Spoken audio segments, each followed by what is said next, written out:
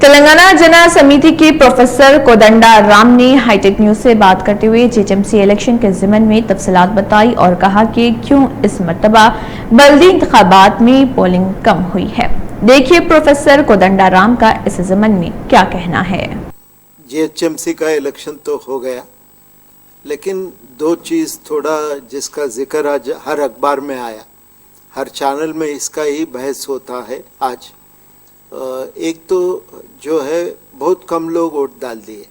आज जो आखिर आंकड़ा निकला तो सिर्फ 45% 45% हर 100 में सिर्फ 45 लोग आके वोट डाल दिए, बाकी लोग वोट डालने के लिए नहीं आए।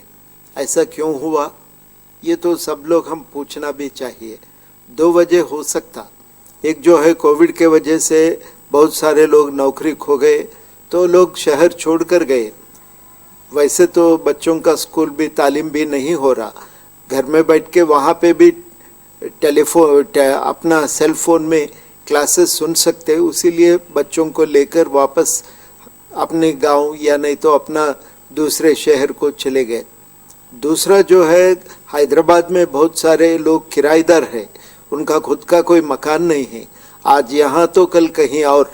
तो ऐसे लोग तो जब चले जाते तो इलेक्शन के वक्त पर उन्हें कैसे ही कहीं तो भी रहता, उसका वोट उन्हें अपने आप डाल नहीं सकते, तो ऐसे भी लोग हैं। तीसरा जो है उस दिन भी कुछ काम रहता उनके लिए या नहीं तो घर में कुछ ज़रूरी काम रहता तो वो लोग भी नहीं डाल सकते। लेकिन सिर्फ इसी के इस वजह से ही लोग दूर नहीं रहे, कुछ खास सियासी इसके वजह भी है, उसको भी हम ढूंढ निकालना बहुत ही ज़रूरी है। वैसे हैदराबाद में जो म्युनिसिपल कॉरपोरेशन है उसमें लोगों का हिस्सा बहुत कम रहता। वैसे वार्ड कमिटीज़ को मीटिंग होना चाहिए, उसमें सब कॉलोनीज़ का, बस्ती का, एसोसिएशंस को बुलाना चाहिए, लेकिन ऐसा एसोसिएशन मीटिंग्स कभी, बस्ती मीटिंग्स, वार्ड मीटिंग्स कभी नहीं होता। अगर रहा तो लोगों को थोड़ा दिलचस्पी आता है ये इलेक्शंस में, ऐसा कभी नहीं होता।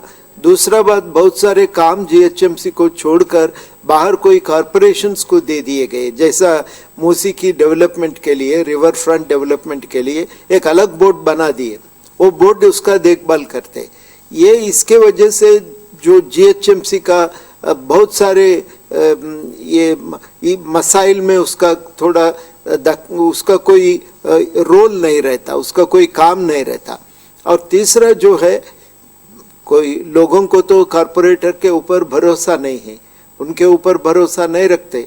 वो जब तक इलेक्शंस है तब तक आवाम के बीच में रहते, इलेक्शंस होने के बाद अलग हो जाते और अपने पैसा वसूल करने के लिए उन्हें हर वक्त वही काम पे लगे रहते हैं, तो आवाम के लिए कुछ करते नहीं, कुछ करने का दिलचस्पी भी उनके पास नहीं है।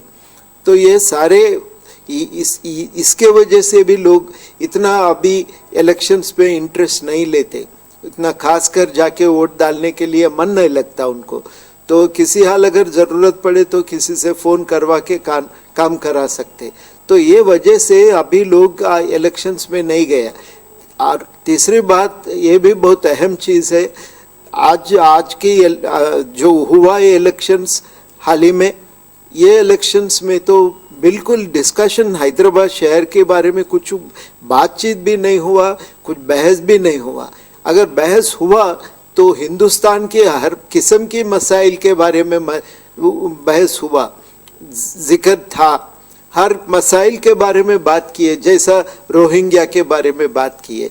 लेकिन जहाँ तक हैदराबाद के आवाम की तकलीफ़ है उनके बारे में कुछ बातचीत नहीं हुआ, तो लोगों को कुछ अच्छा नहीं लगा और कुछ इसके ऊपर कोई खास जाकर वोट डालने के लिए कुछ खास उनके लिए कोई मैसेज भी नहीं था।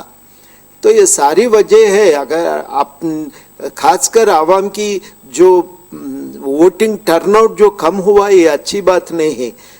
जमहूरियत में जितना अच्छा लोग आया, जितना अच्छा पार्टिसिपेशन हुआ उतना अच्छा है, उतना उससे फ़ायदा होता है, जमहूरियत मजबूत होता है, ये होना चाहिए। लेकिन ऐसा नहीं हुआ, इसीलिए सब लोग सोचना चाहिए ये अपने तरीका बदलना चाहिए हर पॉलिटिकल पार्टीज, खासकर जो सत्ता में है तेलंगाना राष्ट्र समिति टीआरएस पार्टी और जो खास अपोजिशन है बीजेपी, दोनों पार्टीज भी अपने जो काम किए इलेक्शंस में उसके बारे में सोचना चाहिए। गलत तरीके से चले हैं, जो खास हैदराबाद का मुद्दा है उसके बारे में ज़्यादा कोई कुछ जहन नहीं दिए। तो ये एक काम है सोचना। दूसरी बात ये भी कुछ मैं सोचने की बात है, ये है कि सिर्फ 5 बजे तक 35% बताए लोग, 36%, लेकिन एकाएक 6 बजे के बाद ये 45-46% हो गया। या ऐसा कि 1 घंटे में इतना ज़्यादा कैसे बढ़ गए, कुछ 10% बढ़ गए, या ऐसा क्यों हुआ, ये भी थोड़ा सोचना, इसके बारे में कुछ छानबीन करना भी ज़रूरी है। क्या कुछ खास इलाके में ऐसा हुआ, कुछ बूथों में ऐसा हुआ क्या कि एक ही घंटे में इतना ज़्यादा बढ़ गया कि ओवरऑल सिटी का वोटिंग फीसद इतना ज़्यादा 1 घंटे में 10% बढ़ गया? ये थोड़ा सोचने की बात है। कुछ जैसा हम बोलते हैं कुछ दाल में काला है, कुछ तो भी इसमें गलती दिख रहा, कुछ तो भी इसमें गलती हुआ, तो इसके बारे में सोचना, छानबीन करना, कुछ इंक्वायरी करना मेरे ख्याल में अभी ये इम्पॉर्टेंट है। इसके बारे में सोचना भी चाहिए। शायद इलेक्शन कमीशन थोड़ा इसके ऊपर नज़र डालना, तो ये हम चाहते हैं। बहरहाल इलेक्शन तो हो गया, लेकिन अब तो भी ये इंक्वायरी करना, 2 काम तो होना चाहिए। एक तो वोटिंग परसेंटेज बढ़ाने के लिए लोगों के कुछ उसमें हिस्सेदार बनाना बहुत ही ज़रूरी है। दूसरी बात जो है, ये इलेक्शंस कैसे हुआ, आखिरी घंटे में ऐसा क्यों इंक्रीज हुआ, ये तो कुछ शक हो रहा है, ये शक का गुंजाइश दिख रहा है। तो इसको समझकर जवाब देना अभी इलेक्शन कमीशन का जिम्मेदारी है। वो जिम्मेदारी पूरा निभाना भी ज़रूरी है, ताकि लोगों को इसके ऊपर भरोसा, इलेक्शंस के ऊपर भरोसा बढ़ेगा। तो ये हमारा विनती है।